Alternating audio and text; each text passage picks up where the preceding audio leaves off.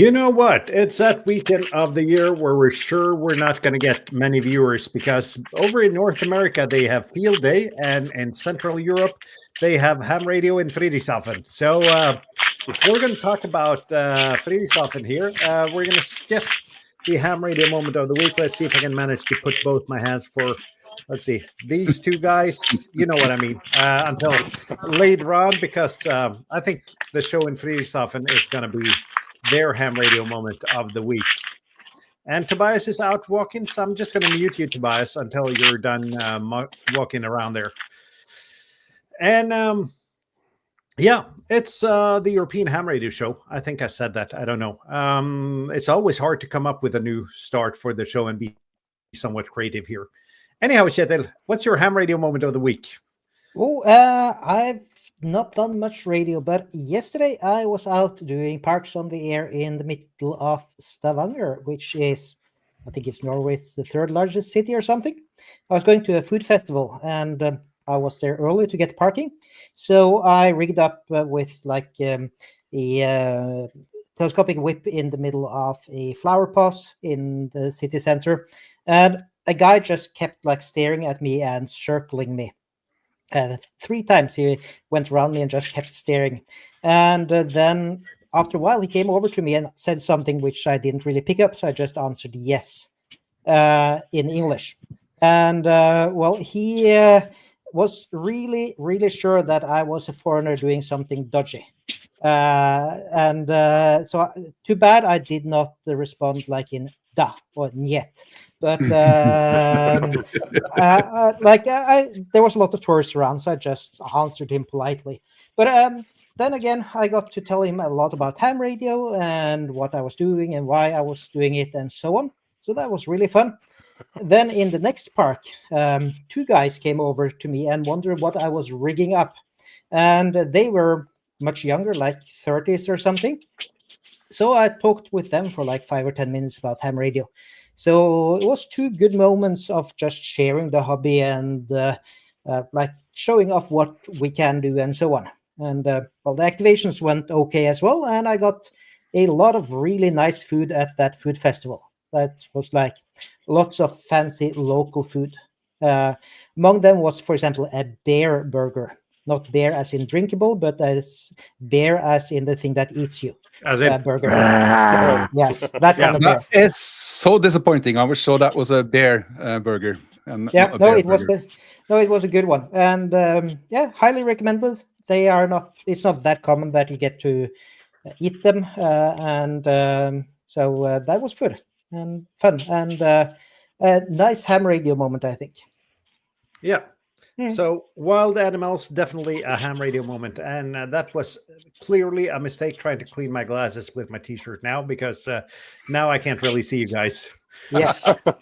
So while I look around my desk for something that is better suited, Bob, go ahead with your ham radio moment of the week. Yeah, let's see if I can manage to share something once again.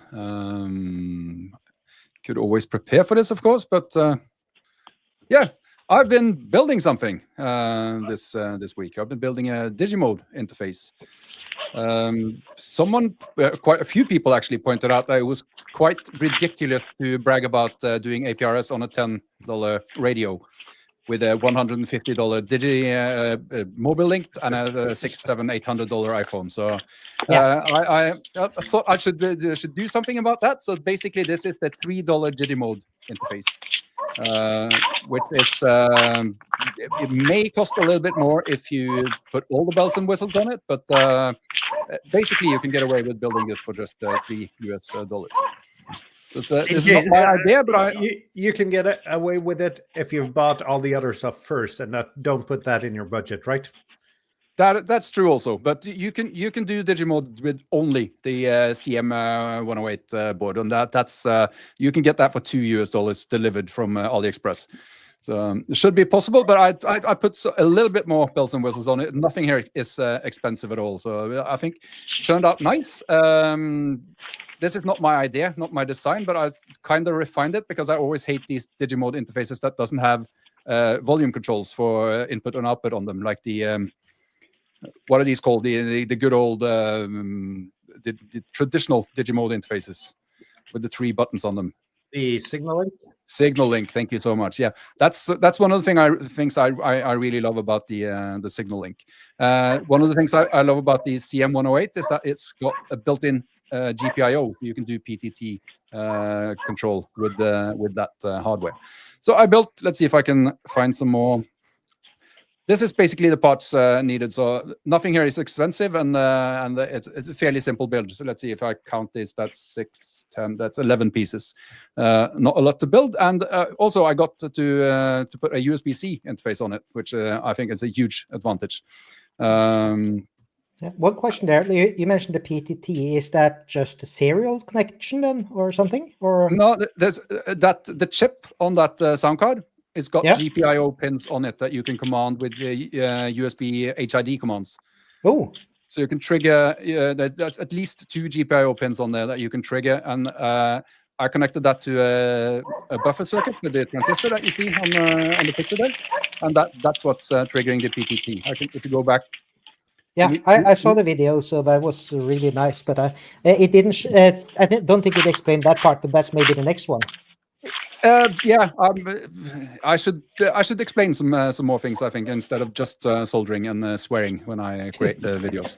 But I gotta say that though, Bob, I think you did a good job, and it's always, no matter how much you explain, there's always going to be that guy in the comment section telling you that you didn't explain this good enough, and that the other thing is much better than what you're doing. So well done. Yeah. See, I don't think I'm doing this right, because I don't get these comments. It's very annoying. You all get them. I don't get any of them. So I must not be doing it right.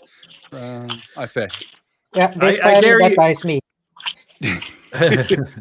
But I dare you to do something purposely wrong, and just wait, you'll get that guy. I do plenty of things wrong. I don't need to do any more on purpose, I think. But yeah. But anyway, one of the most you see there, if you look at the chip on that the blue PCB up there, the distance from center to center on the pin there, it's 0.4 millimeters. And one of the tasks you have to do is to solder a wire onto just one of these pins, like you see here. That was probably the trickiest part of this build, but I think I managed. It's still connected, and the thing works. And I stuck it in a nice box. So this is something I would dare to bring through airport security. Without the box, I don't think I would dare to bring it. But if you go back, if you look at the right side of the chip, what did you do with those 3 pins there? Or were they like that? They're supposed to be like that. You see, they're all connected to the ground plane. Ah, yeah. Yeah. Just one big ground. Like yeah. Did you have a spare sound card in case you messed something up? Several. Because these are cheap, right? Like $2 or something. $2 a piece delivered. Yeah. So this is basically within anyone's budget. It's here. Yeah. It's next to a $9 radio. So this is would be then the $12 digital UHF setup. So that's so cool. That's very cool. The fact that it's working. I think it's very cool. And then I was browsing YouTube, and our friend Temporary Offline told me that VGC has finally released the big brother of the N76, the N7600.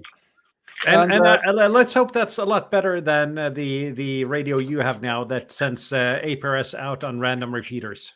Yeah, let's hope, because of course I had to order it. So it's in the mail, as they say. I'm looking forward to that. If that thing is cool like the N76 and not crap like the wireless microphone that they make, then I'm going to be very happy with this radio. So looking forward to getting that. Hoping that's I think they threatened to send it by USPS, so probably I'll have it around Christmas. But crossing my fingers.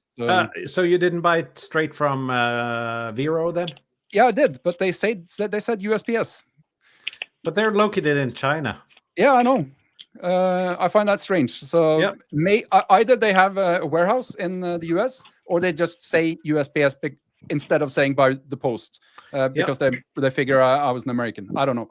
Yep. Charlotte's got some building advice that you need to glue a couple more wires and a clock counting down an arbitrary time before taking that interface to the airport. Yeah, I fly a lot with my son. I don't want to end up detained while he's sitting around in the airport. Don't know what's Then happening. you let him carry it.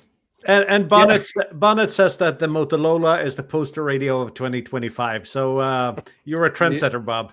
Motorola is it's right here, never far away. But finally, I had to use the digital interface for something new, and something I've never done before is slow scan TV. So I've been playing with slow scan TV as well this week, and that is actually a lot more fun than I figured. So this is probably a video coming with slow scan TV on UHF. Cool. Yeah. And you actually took a picture of the interface itself and sent it. Of course I did. What else? That's not half bad. No, I haven't really been speaking to people on the radio, but I've been doing some radio-related things and having fun with it. So, yep, good radio week for me. How about you, Morten? What's your radio moment? My ham radio moment of the week is not what I planned it to be, because yesterday I went to a buddy of mine, picked up an old Yaesu FL7000 amplifier. And I figured I'd make a video and talk about how great it is with an amplifier.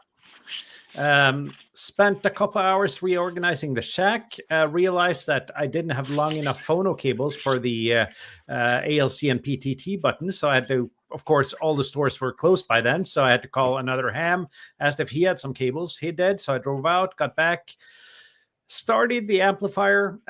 It does not put any power out. And it goes into protect mode if I put anything more than 5 watts into it. So that's not my ham radio moment of the week. Could have been, but it's not. I gotta say though, I borrowed this amplifier with a note that it might not be working. So I'm not too surprised.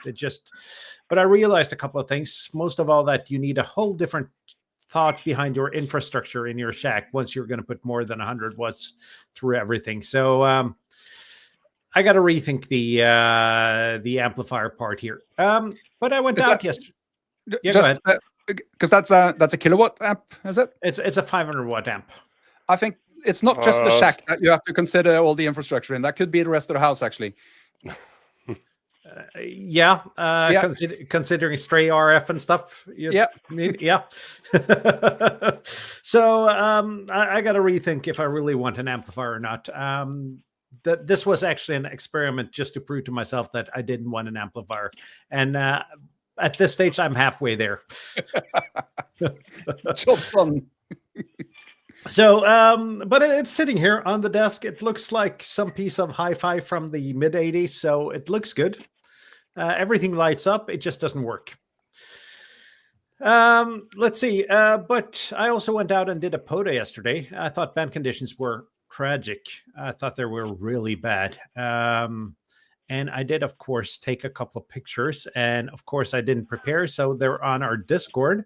And seems like I'm using the ham radio moment to plug our Discord. And, of course, I am. It's over on hamshow.eu/Discord. Let's find the right channel here and find the pictures. And I'm going to share here because bands weren't good at all yesterday. Had struggles on every band at home. Didn't really have any fun, but I figured why not test it out. And I took my trusty friend out, the 706 Mark II-G. Set up the MA12, which is my new favorite portable antenna. It's just a really nice kit. And ended up with this on a day where band conditions weren't working. Nice. Really nice. And on top of that, I heard something I've never heard on ham radio before. I heard a Steve to Steve QSO. It was 2 of our viewers. It was Steve Mike 1 Sierra Delta Hotel and Steve Victor Echo 1 Sierra Kilowatt. Yeah. They had a Steve to Steve QSO while I was flipping through the band. So that was kind of fun. And I had a QSO with English Steve's dad. So, nice. a nice activation, and especially when you go out thinking that this is not going to work, this is going to be a terrible activation.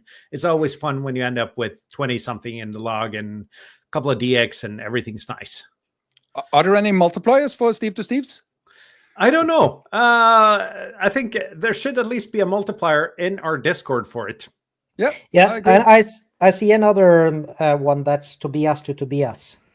Yeah, we have two Tobias in Discord as well. Yeah. So. Yeah, I just have to get a decent antenna, then we can work on that. Yeah, and there was some talk also today about a G90 to G90, a G to G. Speaking Oh, of that think should be a fairly big, easy to do, right? Yeah. Speaking of antenna, Tobias, you mentioned this one, and you should really build one. Yeah, Really I nice saw this wings. antenna at the SOTA booth in Friedrichshafen. Yep. I posted the QR code or the link of the QR code, and Kjetil immediately printed one. Yeah, two. I might be getting a new 3D printer, and so my printing is kind of on hold, but that is definitely on the plans to print something. Let me guess, one of the people, the big companies have asked you to be a sponsor, right? There might be. I have one of my sponsors that let me pick products, and strangely enough, they have 3D printers there. So that might be the reason, because I need a new 3D printer, and I'd rather have that than, let's be honest, Chinese junk that I'm going to make a fun video about and not use anymore. Yep. Yeah, I'm open to being sponsored by Prusa as well, so no problem. Just send me an email. So my desk is kind of overflowing with stuff I thought could be cool but wasn't. So I figured a 3D printer might be a nice thing to actually get. Yeah, it just makes more stuff. Yeah, and my Ender is getting old and needs some maintenance. And if anyone needs an Ender 5 with a lot of upgrades, I'll give you a good deal on it. Let's put it that way. But on to the show topic and these two guys, ham radio moments of the week. Who want to go first? Nope. You pointed Nope. the wrong way again, so you're first. I'm first. Okay, great. Yeah, my ham radio weekend of the moment, ham radio moment of the weekend, or whatever, started on Friday, very early in the morning. I started my trip, or began very early in the morning, sorry. I started my trip to Friedrichshafen at 12:30 a.m. and had some breaks in between, some stops. One stop was near Munich, where I met a cat in the lab, and I met also the owner of the cat, which is that guy. So in the meanwhile, I know the cat and the shack as well, and his workplace there. It's he has a lot of space there for doing experimenting with stuff. My shack is really, really small compared to his one. Yeah, I picked him up at, what time was it, Tobias? 5 a.m. Around 5-ish, yeah. You announced it at 5, you came at 5, perfect. Yeah, around 5 a.m. There was absolutely no traffic. When you travel at night, that's fantastic. And then we stopped for breakfast at a bakery next to Friedrichshafen Airport, around about, I don't know, 7:30 or 8 in the morning. And yeah, then we drove over to the ham radio show and got a lot of stuff. Not a lot of stuff. I got some stuff. I got this top here, this cover for my Yaesu FTDX10, which is a really nice leather-like cover, so not the cheap stuff. And I bought, this was the most expensive buy on the weekend. These are coils for all the bands from 40 meters up to, let's say, here we go, 6 meters. And there is also a whip included with a BNC connector. and I want to use this with my Xiegu or maybe with the FX4CR or maybe with my handheld CB radio. I have this Albrecht 10 meter, 11 meter, and 12 meter radio, and I want to try it with that these looks a antennas. lot like the kit that I and Kjetil have, the MA something. Yeah, but It's- this looks much nicer, and the one I have doesn't have 6 meters either. No, It's from Comtrack, never heard about it before, HF1000. Around about 125, 125 euros for the kit. Yeah. And that's going to work just as well as any other loaded vertical. Yeah, and we'll see. yeah, I was surprised the and- first time I tested something like that. It just worked. Okay. Yeah. Yeah.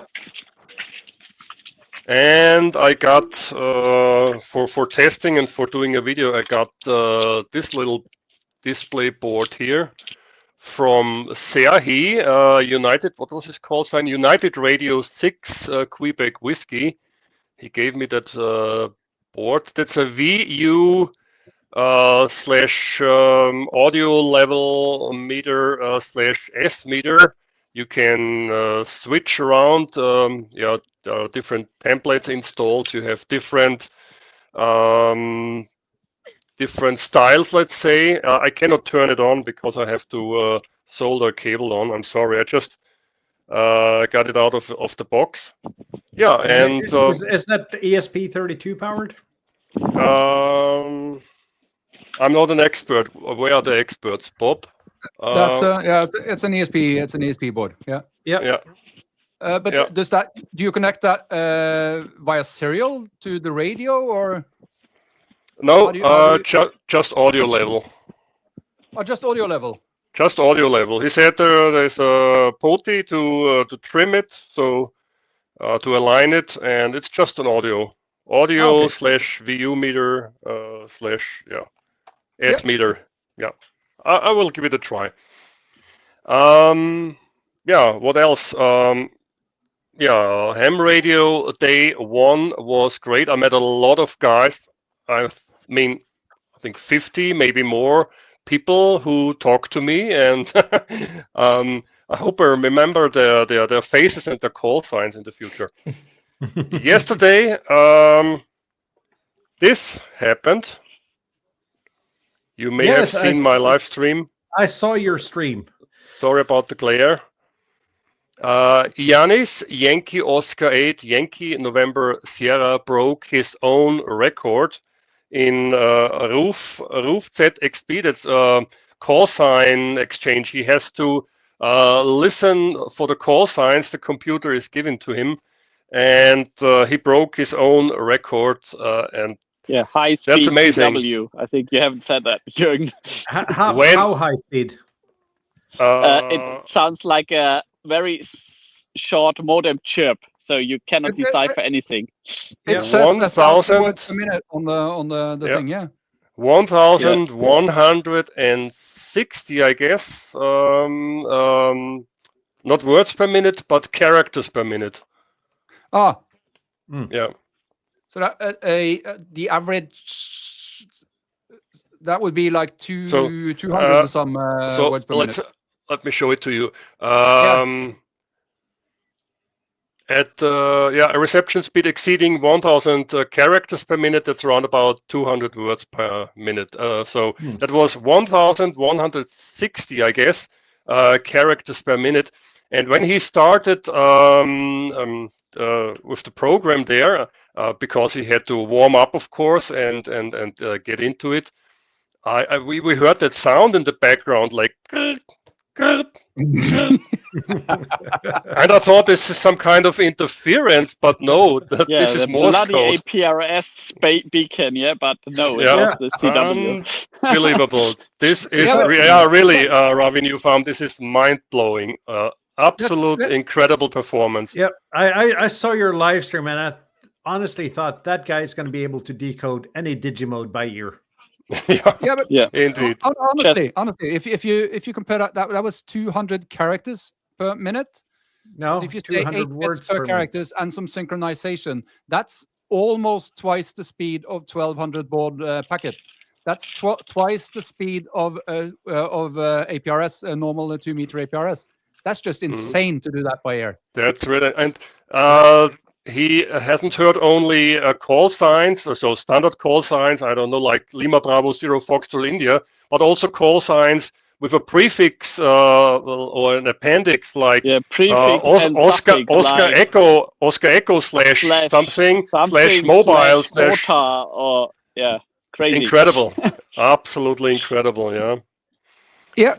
And yesterday afternoon I started my trip back home around about noon, and I did a PODA in Bavaria. I wanted to do a PODA near Munich, near a lake, but everywhere where I tried to get to the lake, there are signs only for private, blah blah blah.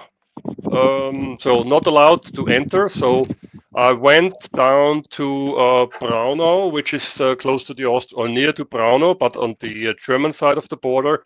And there was a really a nice Natura 2000 park near a little creek, let's say, and that was absolutely fantastic. I did only 17 contacts and then only 20 meters, and then I moved on, and with some breaks in between, I was back home at 8 p.m.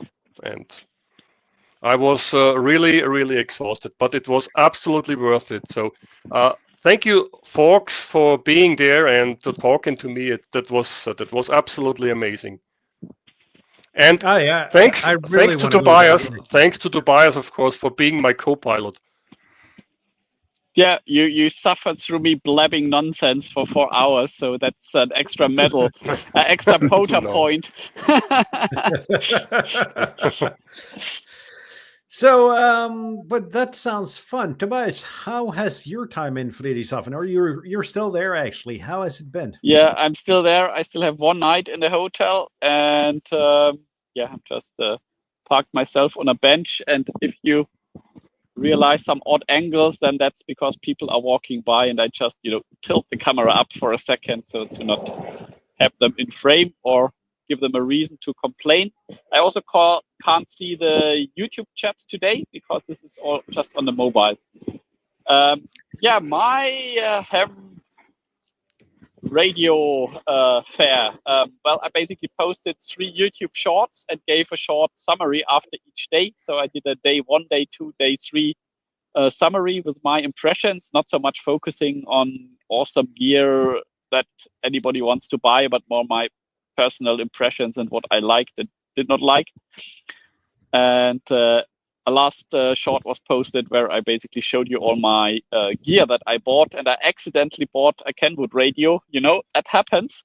And it for sure does. I have one like that in the basement, so that might happen. Yeah, exactly. So you want to buy and hear some very nice audio, and then you realize, oh, it's a Kenwood radio, and then you leave, and then you drink a beer, and after the beer you think that's a really nice radio, and then suddenly buy it before the guy packs up on the flea market. Yeah, so this is what happened. Yeah, I have one of the radios that looks. It's the same type. It's an all-mode 2-meter radio. I brought that to Morten's Hamfest to sell, and I so much wanted to keep it that I priced it completely out of range for any sane person. So I got to bring it back home. It's a very cool radio, otherwise. Okay. Yeah, I have to. Of course, that's now a winter project to open it up and have a peek inside and see if any of the electrolytic capacitors need replacing or if it needs some extra love. But just from receive audio, it was very impressive still. Okay, so we all know that you looking at old Kenwoods turns out to a far bigger project than anyone else would do. Exactly. I might have to design a CTCSS add-on PCB or God knows what. What happens. Yeah, these things tend to happen.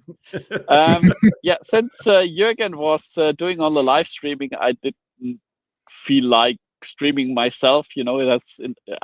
Basically, why do everything twice? So I filmed But this year I filmed with the Osmo Action 4 in 4K, and I had the DJI Mic 2, and I recorded the audio onto the internal memory of the microphone. So I have high hopes that I have video with 2 intact audio streams, because the fiasco of last year, where I had to spend like 2 months in creating subtitles for the messed up audio of the videos, that I don't want to repeat that.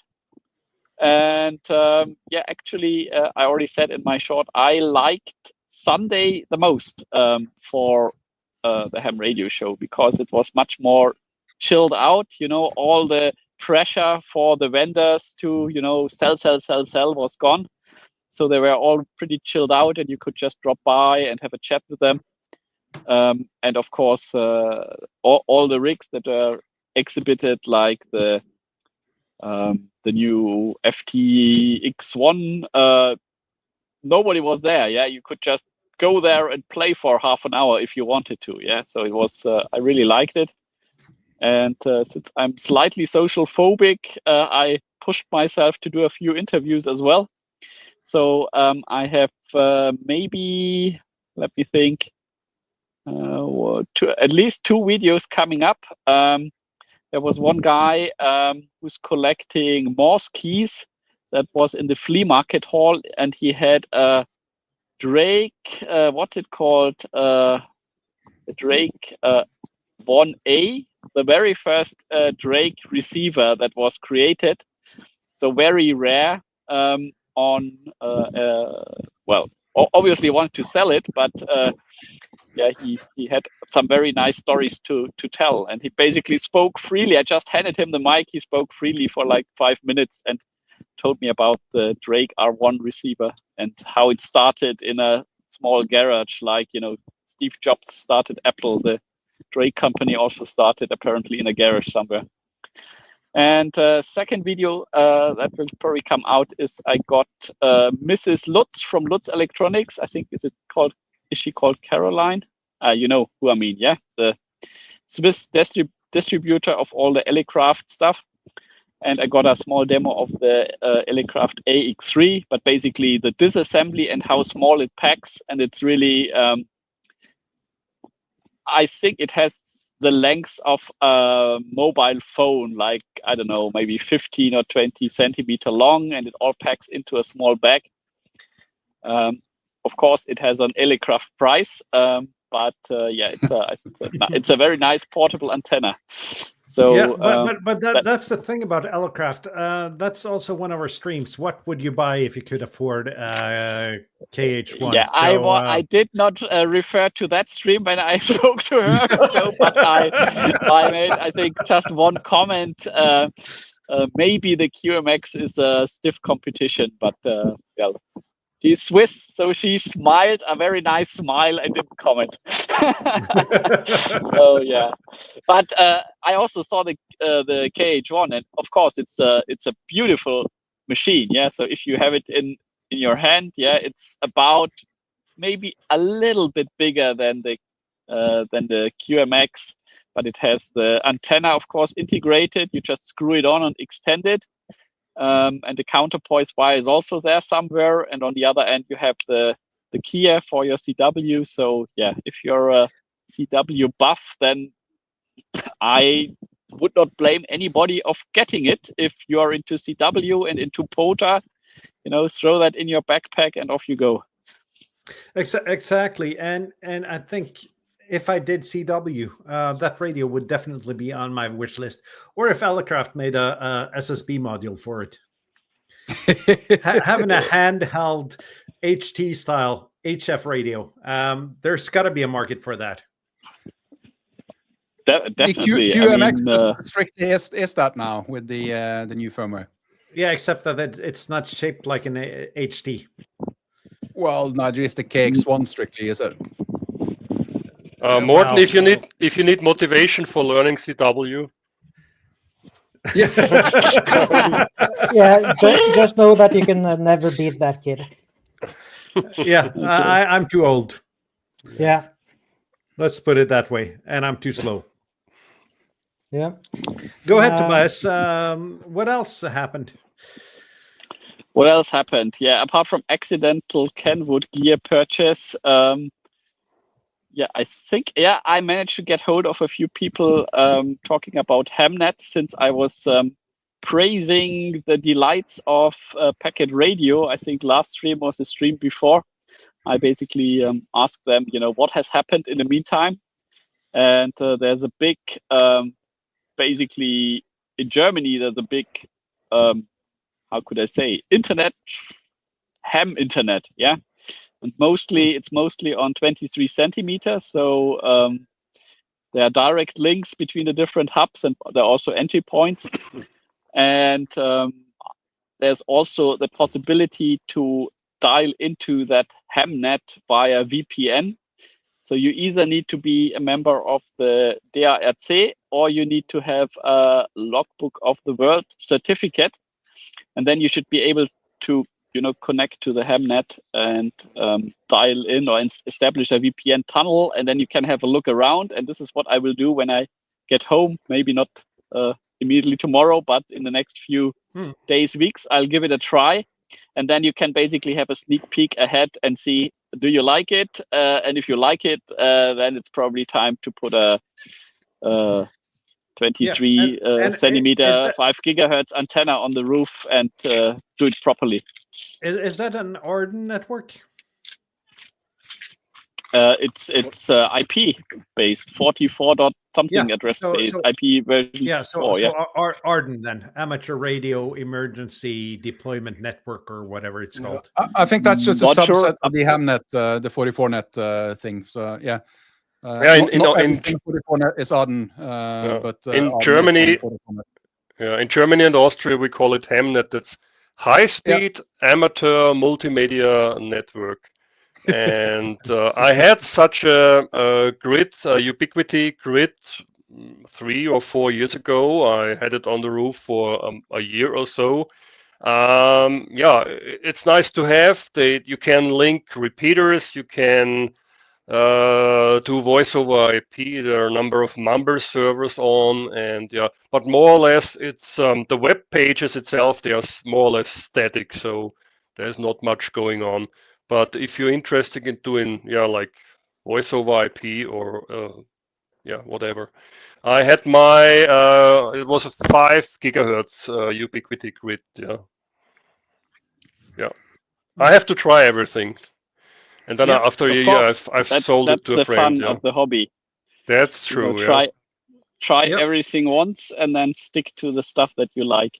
But the impression that I got is there's a lot going on the higher frequencies. For a beginner, the easiest antenna to build is of course a shortwave antenna. Because you cut an inch or a few centimeters off until you're on frequency. And if you try that with a VHF, UHF, SHF antenna, you cut 1 millimeter, it's off frequency. You cut another millimeter, it's off frequency in the other direction. So it's like the 122 gigahertz demo I saw at the Nordic VHF meeting. You got to be really precise when tuning an antenna for 122 gigahertz. Anything I think above UHF, you don't use side snips. You use sandpaper to exactly gently send off a few nanometers of copper and. Okay. Nevertheless, there's a lot of interesting stuff going on there. Also with the ham radio satellites, Oscar AO 100. And I think even on the flea market, I saw several stands where they had amplifiers for the WLAN band, which is effectively 2.3 gigahertz. I mean, there are also broadband usually that you can use them for normal WLAN and also for the ham purposes. I actually really enjoyed today, I must say, And of course, at some point, people are just packing up, I mean, the fair runs until 3 p.m., but I think around 2 p.m. they start, people start leaving, or you have a few empty desks in the flea market. Not everybody is hanging around. to the last minute. But as it is much more relaxed, I enjoyed it much more. So it's not the company, Jürgen. So I really enjoyed hanging out with you on Friday. Yeah. But it's just so many people, and I got a bit overwhelmed at some point and thought, oh God! At least on Saturday, I just listened to talks because I was a bit overwhelmed. Should we all start a betting pool on when Tobias gets his 9700? Wouldn't a 905 be a better choice? Yeah, probably. You mean for QO100? Times as much. Oh, for QO100. QO100, you could probably use any radio as long as you have the right transverter. If you like the guy I met at our field day, Tom, he's using the 705 with a transverter for his portable setup. Yeah. I think SSB is also not super hard. There's so many readily made transverters or standalone rigs out there where it gets really interesting is when you want to do digital ATV, send your video streams up to the satellite and down again. That's 905 territory, definitely. My biggest hurdle with QO100 was I went to a talk at the Norwegian Ham meeting, I think it was in 2022. And the guy started with, this is not easy. You have to make sure you start after dinner with a full stomach and enough coffee in your body. And at that point, he lost me. Instead of saying there might be some challenges, but you're going to get it done, which people have said to me later on. But I still have that memory of that guy saying it's frustrating and hard. And that's big motivator, Yeah, really big motivator. But you could say that about the summit as well, a mountain. It's frustrating and it's hard, and suddenly you're on the top. Yep. But I have started playing around with the thought of QO100, but honestly, I don't know where to start because the documentation is not consistent out on the web. So I need to find someone who knows it. Receive is probably the easiest one. So ages ago, like a year or two ago, I got one of these add-on Pluto ones, which are good enough to receive. And I think for receiving, the only thing that I still need to do is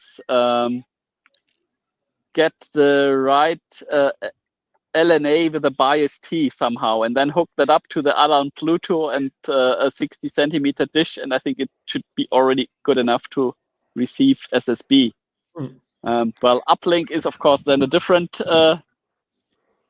bag. There are these patch antennas or these helix antennas that you can get together with a, 30-watt WLAN amplifier to do your uplink. I don't know. Let's see. Maybe when the solar minimum hits, this is what all of us will be doing. We'll be hanging out and running the European Ham Radio show on QO100. Tobias, you can ask Kuhne, the company in Germany, if they sponsor you. Yeah, right.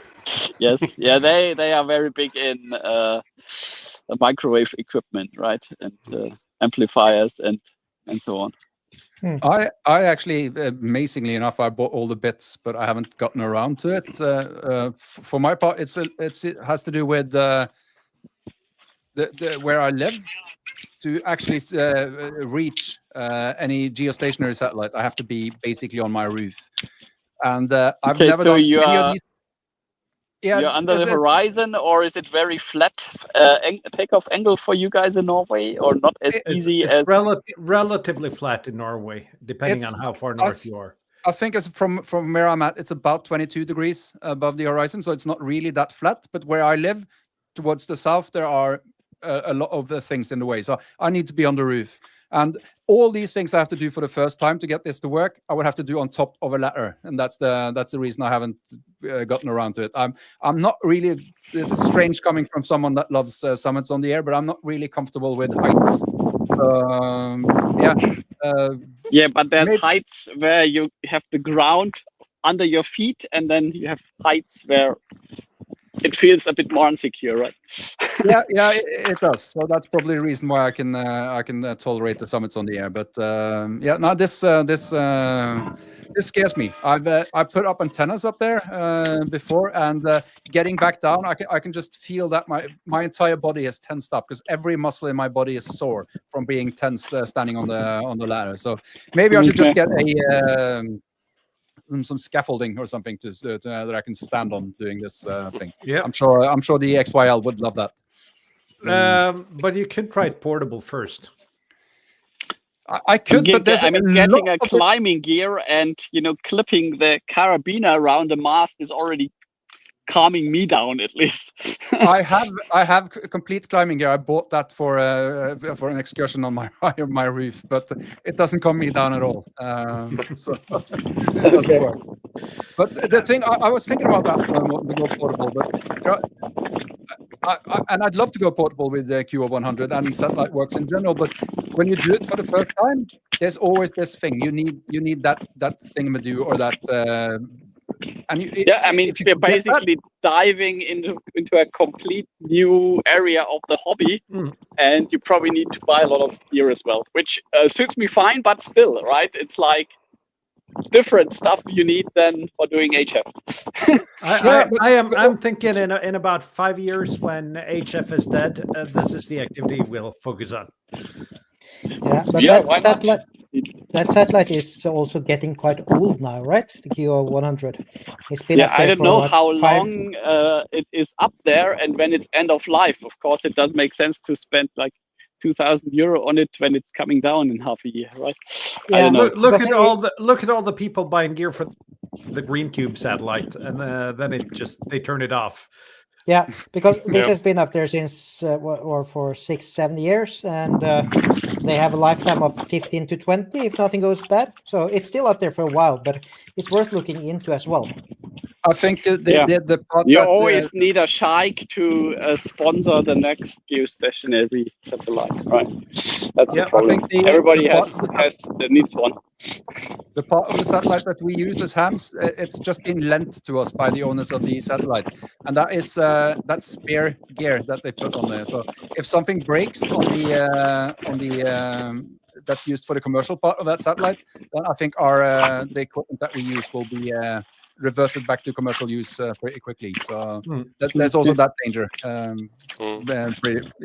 So we'll see. I'd love to get on that satellite. It sounds. I got my APRS signal bounced off the. That would be something where we could invite some guests. So if anybody of our viewers is doing AO100 or has experience, or maybe even somebody from AMSA TL or God knows what, that would be a great show to learn about it, because obviously here are 5 people that are clueless. Well, at least I'm clueless. I don't know. Maybe. And if you know QO100, send us an email at cq@hamshow.eu. Charlotte wants to know who pays for ham sets, and I think the closest answer to that question is it depends. Yeah, so that's either it's private sponsors, it could be the AMSAT project, it could be a university, it could be a government, or it could be an oil sheikh, it could be private, and so on. So that could be a lot of people. There's a lot of noise here now. Yeah, I think it's Tobias. He's swimming. It's the he water. starts swimming. Yeah, the water is splashing right below me. So let's see. But Friedrichshafen was a success, guys. Yeah, of course. Is that something I should look into next year?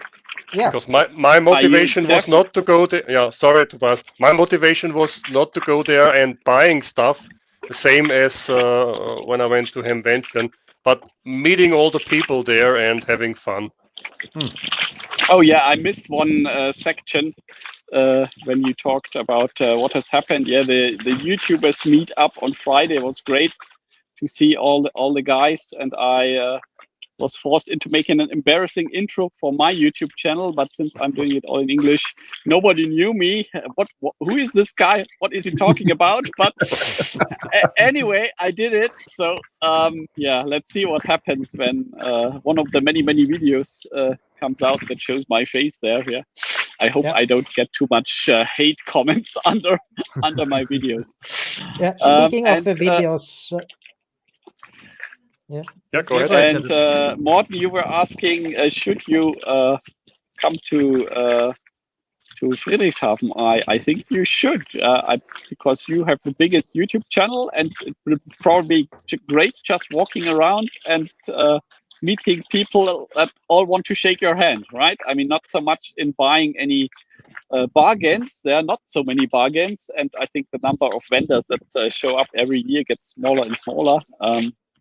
Like Vimo did not even bother to show up, which is a bit of a disgrace in my opinion, but they do their stuff and we do our stuff. You should come. Vimo, they actually bothered to have a sale for Fredrichshafen. I saw they had 5 new products every day or something. Yeah. So yeah. But speaking about that, I am thinking the POTA meetup, doing something together with Friedrichshafen next year. We could probably discuss that over in the Discord, but doing something like that next year could be an idea. Yeah, making it a bit easier accessible. So, or everybody, we go all to Edinburgh and visit Charlotte and Colin. We could do that as well. Yeah. Good plan. Another thing there, you guys both went to the SOTA stand, and if you saw there was a video running in the background. There was a video running in the background, but I'm not sure what it was. Maybe I missed it. Was that you? Yeah, it was a lot of YouTube. Tobias, do you think you could mute? It's very, very loud. Yeah, sure. It's one click. 1, 2, 3. Thank you. I couldn't hear myself think there. It was a video from, I think it was 15 or 20 people that does Summits on the Air YouTube videos, which they gathered up there. It's a project that started in January, I think it was. Really nice to see the video, and it was SOTA from all over the world. Basically just people showing clips like 30 seconds clips or something subtitled. So that was kind of cool and fun to be part of as well. But it was to show off how so many different ways of doing summits on the air, and a great a collaboration between so many people. Is this on YouTube somewhere that we can? It could be. I don't think it's public on YouTube, to say it that way. If it's possible to see, then maybe if you could post a link to our Discord at some point, if it's that would be all right for whoever made it. Yeah, I'll actually ask them to see if it's open or not. But I think that was really fun last year when I went to Friedrichshafen, just meeting all of the people. Yeah, that's the charm of the Hamfest. It's meeting the people. Yeah, and I would really much like to go back next year. Basically. Yep. So, let's see if we can work some TEHRS things out there. Yeah. So that's Oscar Echo 5 Juliet Foxtrot Echo. That was like the guy behind the project. Yep. And so nice people and fun to see that. But but next year maybe we'll all meet up there. That would be epic. Yep. That would be really fun actually. But we'd have to do the meetup not during the weekend, maybe. We'll have to discuss. I'm thinking a day before, a day after. We could probably discuss that at the TEHRS summer camp. Yep, that's true. Yep. I am thinking it's going to be more of a summer camp than a POTA meetup, the Bornholm trip. But the thing is, we need someone to take notes then, so we know what we discussed the day after. I mean, there is going to be a professional photographer with us. He's a professional broadcast videographer. And there are a couple of YouTubers among us, so we'll probably have enough material to edit something together. Yeah. I just posted a link to Oscar Echo 5 Juliet Foxtrot Echo's YouTube channel, and give him a subscription if you're not. It's not that, or he does make a lot of videos, but like once a month or something, and he will post this collaboration video there after the convention, apparently, from the chat I could see.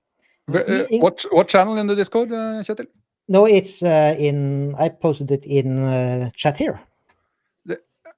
Is it just me, or is it impossible to click these links for normal people?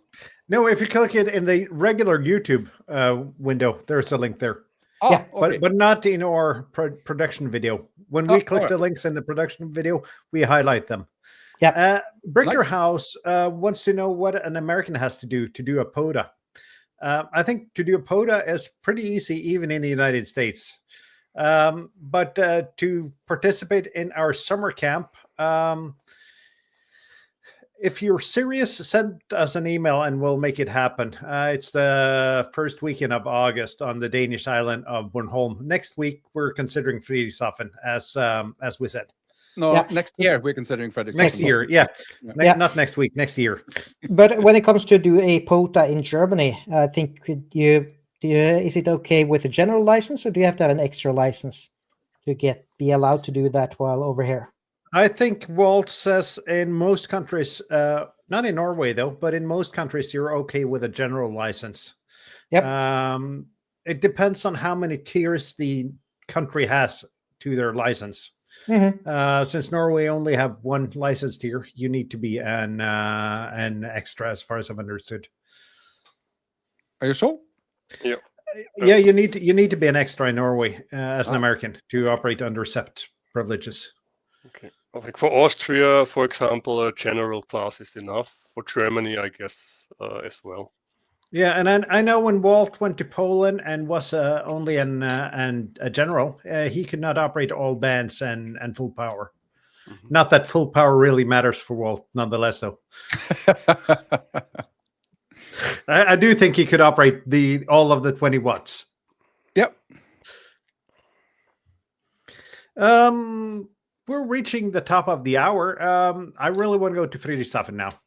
I got to say that. I think it's only fair as well to put the next year's meetup a bit further south in Europe to make it easier. Yeah, I was just discussing that with my wife before I met up with you guys backstage, and in order, since we live on the outskirts of Europe, it'd be fair to have something that's more easy accessible for more people. Yep. But we'll discuss that. First of all, it's this year's Hamfest. And we'll see what happens, or this year's meetup, and then we'll discuss. We went from 3 people last year to 20 participants this year, so we're growing. It's gonna be a few hundred next year then. Yeah. Yeah. Perhaps we need to do a buyout at the hotel next year. Yeah. Maybe we'll go to Hotel Victor and do our activation there. Where's that? Holy See. Oh, isn't that a bit of a, let's not try to keep this political, but isn't that a bit of a not very quiet area of the world? It's in Rome. They are honking a lot, but yes. Oh, Rome, yeah. The Holy See is Vatican City. Yeah.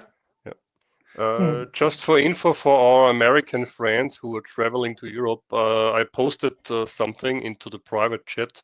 There's a file, a PDF on arrl.org, and there you have the information for US amateurs traveling abroad. I'll copy the link here. Mm-hmm. Let's see. Yeah, it's in here now.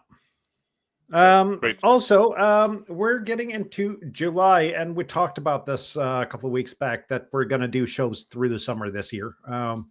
We are only 22 subs away from reaching the magic number of 1,000. So we're going to keep going. Might not be all of us all the time, and I think we're probably not going to have. We're going to have a lighter side, more tangents, less topic, I think. That's going to be really difficult. Yeah, and if we get really out of topics, maybe we'll open up for some guests or something. Yep. We'll improvise through the summer and see what happens. But do we have a guest for next week? I know we talked about something that I find very cool, but did he confirm? He did not confirm.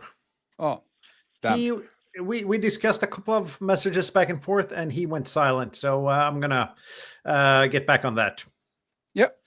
I am thinking next week. I don't know actually. Any suggestions, guys, or viewers?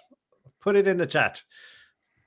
Yeah, I vote Or in the Discord. our mystery guest. We have a get him on. suggestions channel there, right? Yeah. Yep, we do. Otherwise, we'll figure something out. And then, well, next week is July, so perhaps we should just go to summer topics then. Yeah, we have plenty of suggestions in the channel already, so we'll find something. We'll find something. We need to plan up better. We had a good run a while. Yeah. Indeed. Yeah. Tomorrow I will do the adventure trip, how to travel with 3 big bags on public trains back to my place. Let's see how that goes. So maybe there's another video coming out there. Are you the new Steve March? I don't know. Maybe, yeah. Let's see where I end up. If you guys know who that is. No, but it's isn't the Deutsche Staatsbahn known for being on time all the time? Yeah, of course, right? That's why I'm saying I have the whole day to make it back. So if I start at 9 o'clock, I might make it until 10 p.m. After 10 minutes, you have half an hour delay. Exactly, but the plan is to only swap trains once, right? So I think 2 stops from Friedrichshafen to I think Lindau something Bahnhof. And then there's a train, in theory, going straight, stops every 5 minutes, obviously, or has 11 stops. But in theory, that's the same train that should go back to Munich. So let's see how that works. Yep. Anyhow, see you guys next week. See you. Absolutely. I hope that was not too boring today with us rambling about Friedrichshafen, but that's what happened. So you have to suffer the reporting. As Charlotte said, she's joining us, guys, because we are chat nonsense. Yeah. Exactly. But seriously, if you guys have any opinions on us or anything, join our Discord, hamshow.eu/Discord. And on that note, 7-3, guys. 7-3. 7-3.